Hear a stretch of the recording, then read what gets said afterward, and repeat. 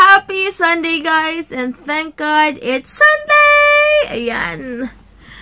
Wala lang. Tawag dito, kakasala si Lovejoy ngayon sa Tagaytay. So, kaya lang, hindi nakapag-live si Heinz. Bawal na daw mag-live. So, baka hindi kami makapunta kasi 3 PM pa yung kasal.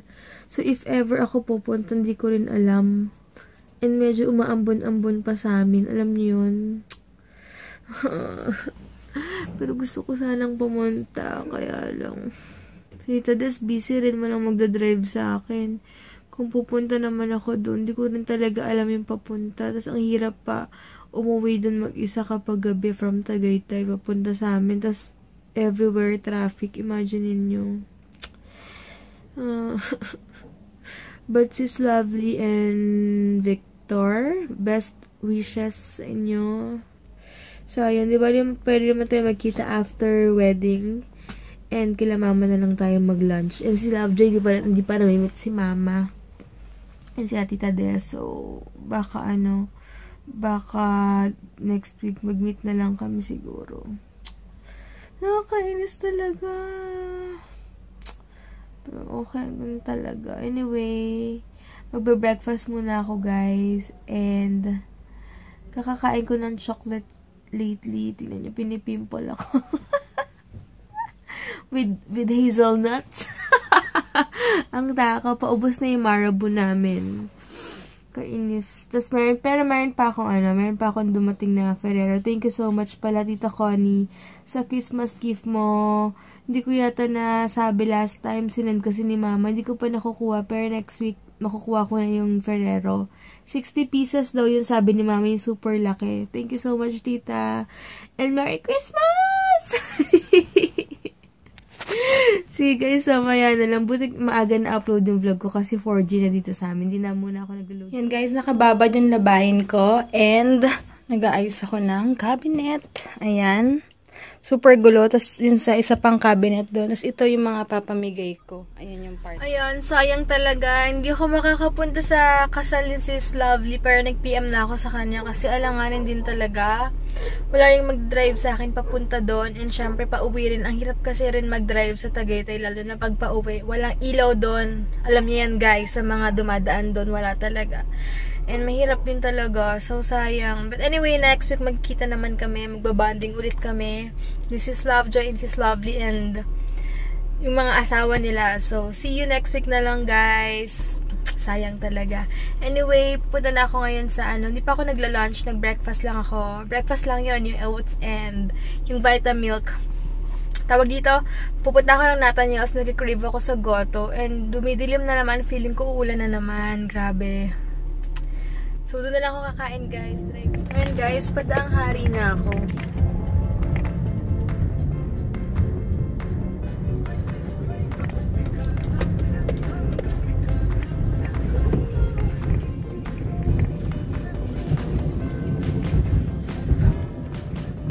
Yan guys, super traffic. Kaya doon na lang ako sa recovery food kakain siguro.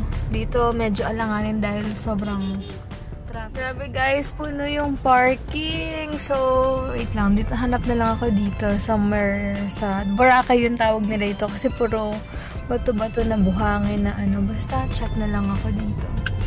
Sana meron. Grabe, wala akong pag-asa dito sa Molito. Super full na ng parking. So, gagawin ko na lang siguro sa Festival Mall na lang ako dadiretso. And doon na rin ako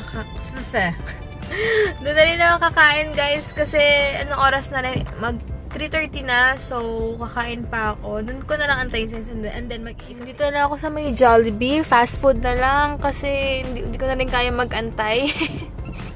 At least dito fast food okay na siya, serve na agad dahil gutom na ako, magpo-4 na. Ay grabe, no choice, kaya dito na lang ako. Doon na lang talaga ako sa festival. Tignan nyo guys, bago pa ako makaikot sa Jollibee. So, festi na lang talaga. Tignan yung traffic, diba? Kaloka. Yung super full na, pero nag-pray ako. Sabi ko, Lord, sana may parking. Gutom na ako. Yun. Pagating ko sa parking lot. Meron na. Bili ako ng Smarties dito sa Union Jack Tavern. Ito.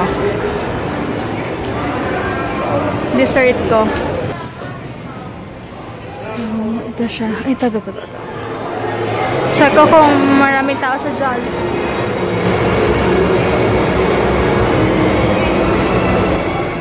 So, ito yung food ko.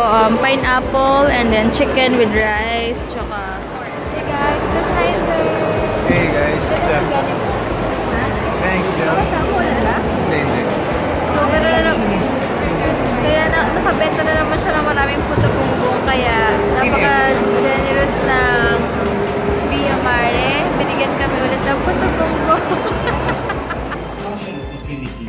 Hindi ho ito yung discussion on Trinity o yung Godhead.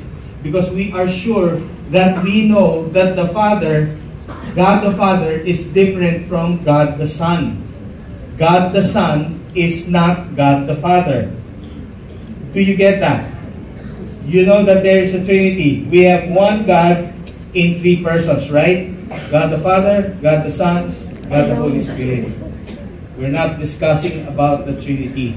What this text is telling us about is that the relationship of Christ to us, a fatherly relationship. Let's define those two words, everlasting Father. Everlasting means eternal. It also means unlimited. Jesus, the everlasting Father, He is the source of life. Can you say source of life?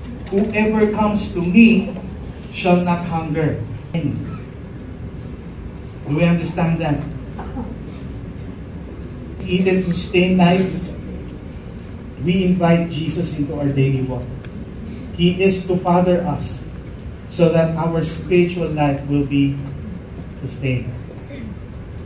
I have been to train them, to point them to Christ, teach them, train up a child in the way that they should go, so that when they grow old, they will not turn from it.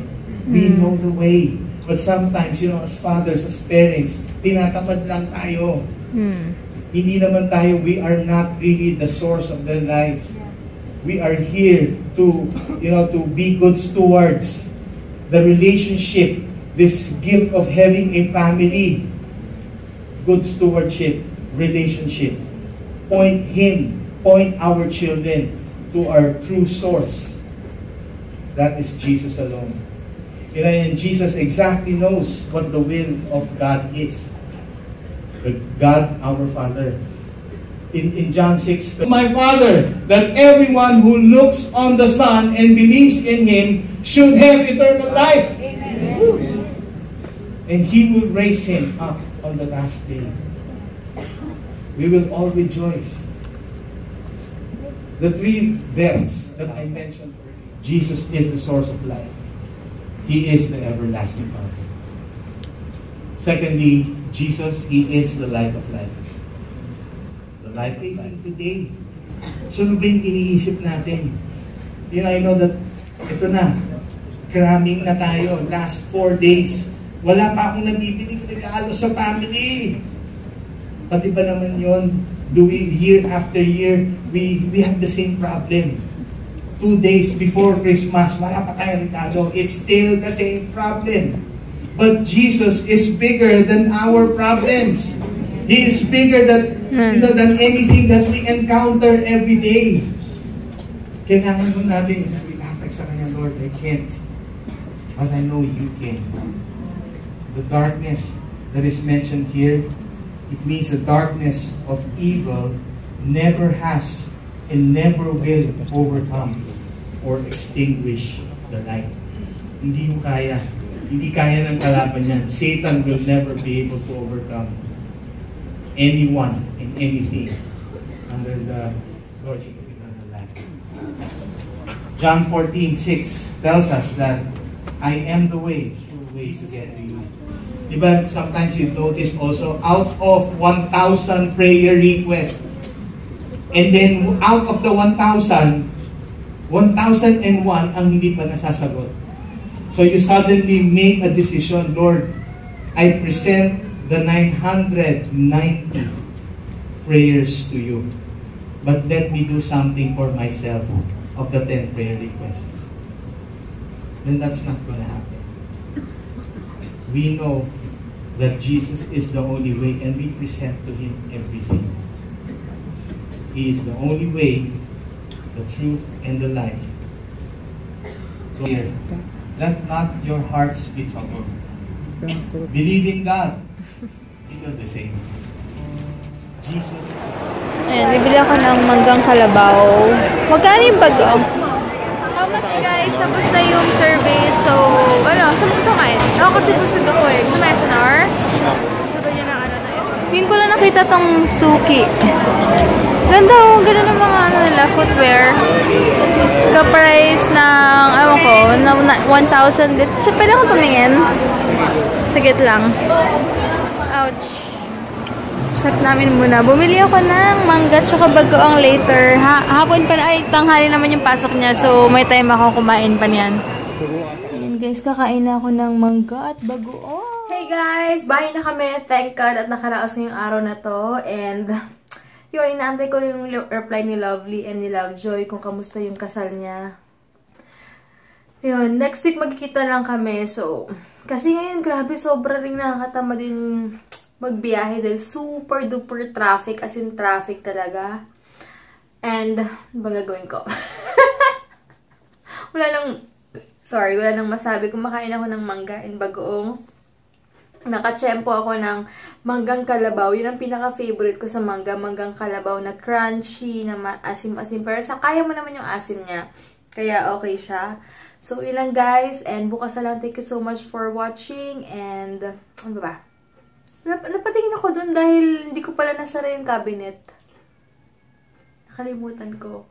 So, yun lang guys. Thank you so much for watching. Bukas na lang. Thank you so much sa mga nag-subscribe, nagko-comment lagi sa vlog namin. And yung mga damit ko, ipapadala ko bukas. Nag-post kasi ako sa Instagram kung sino hindi masyadong maarte na gusto ng damit. Ganon. Tapos, sabi ko mag-isend lang sa akin yung name and address nila.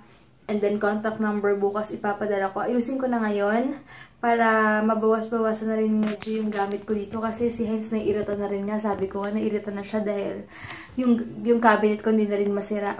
Tapos punong-puno na maraming binigay sa akin bagong damit and may parating pa. Kaya, time na rin talagang i-share kapag sobrang umaapaw na ang blessings, i-share na rin. So, yun. Bukas na lang guys and babush! Thanks! Hey guys! Ayan, since matagal na ako hindi nakakapag-shoutout, ito, mag-shoutout muna ako sa mga nag-comment to dun sa vlog with Tita Nini. Yun. Hi kay Jolly Bernas, Michelle Grace Magramo. Napakanta ako sa sound trip na sa kotse na miss ko vlog. Sorry, naging busy. Yun. Okay lang, sis. Nika Campo, miss you, sis. Si Sis Avi. Si Ate Perfecta si Ate Joy. Angela Marie. May... Ano ba? Yan ang lakas na... Wait lang. May Jesserine David, J. Lau. Mary Jean Demain, as always. Lynn Lemosionero. Ayan, wait lang. Ayaw mag-load ng iba, pero hi sa inyong lahat and wait lang. Meron pang iba. Wait lang. Yung iba hindi ko ma-shoutout kasi ang bagal. Look, oh, naglo-loading. Pero maraming salamat sa inyo. And Sis Brevi, iced tea pa more! Tawang-tawa talaga ako sa kanya. So, may shoutout ka ba? Yeah, I'm good. Nakaubad na siya ba yan? Sorry, guys. Nanonood kami dito ng PBO, Christine Reyes. Ayun, Nancy Life TV, si Sis Abby of Chloinista, Vanessa Artistry, Maricon Yanson, Lakas ng Trip, si Chris Abilay, Mariela Pinto, it's me Audrey. Jarin Salud, sobrang thank you lagi sa pagko-comment mo. As in, sobrang na-appreciate ko talaga. As in, Mary Hazel Sadusta, J-Lo. Basta guys, yan muna. Sobrang bagal talaga. Hi, Ate Tin, miss you so much from Florida. Beb Maria, Kuya Albi. Sino pa ba? Sino ba yung mga hindi ko na alala. Ate Monet. And si Ate Mean, si Sis Nina Jose. Sobrang miss you. Tapos, Hoy, paubos na yun na yung sayo yung part mo Kumakain kayo marabulas na to. Basta maraming salamat sa inyo. Hi and I miss you guys. Ang tagal mag-load, sobra. As in, bye-bye ka na. Bye guys.